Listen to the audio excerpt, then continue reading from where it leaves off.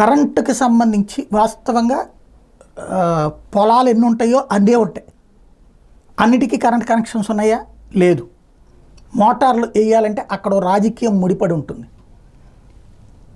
తెలుగుదేశం అధికారంలో ఉన్నప్పుడు తెలుగుదేశం పార్టీకి సంబంధించిన అనుకూలమైనటువంటి రైతులైతే కనుక వాళ్ళ దాంట్లో మోటార్లు వేస్తారు.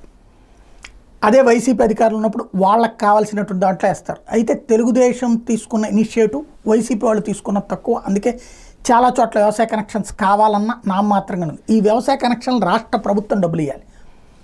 దానివల్ల రాష్ట్ర ప్రభుత్వం ఒక జిల్లాకి ఎంతో కేటాయిస్తే దాంట్లో నుంచి వీళ్ళకు ఉంటే అందులో మళ్ళీ అధికార పక్షానికి సంబంధించిన వాళ్ళకే వెళ్తూ ఉంటాయి. ఇప్పుడు మళ్ళీ తెలుగుదేశం ప్రభుత్వం అధికారంలోకి వచ్చింది కాబట్టి పెద్ద ఎత్తున మోటార్ కనెక్షన్స్, వ్యవసాయ విద్యుత్ కనెక్షన్లు ఇస్తామని ప్రకటించింది. చాలా అవసరమైంది, రైతాంగం కోరుకుంటోంది. ఎందుకంటే ఇప్పుడు ఎక్కడో 10-15 పొలాల అవతల ఉన్నటువంటి వాళ్ళకి మోటార్ ఉంటే వాళ్ళని దగ్గర నుంచి మిగతా వాళ్ళు వేసుకునేటటువంటి పరిస్థితుల్లో ఉన్నటువంటి సిచ్యుయేషన్లో మార్పు తీసుకొచ్చేటటువంటి ప్రయత్నం చేస్తున్నామంటుంది. ఇది నిజంగా అమలైతే అద్భుతంగా ఉంటుంది.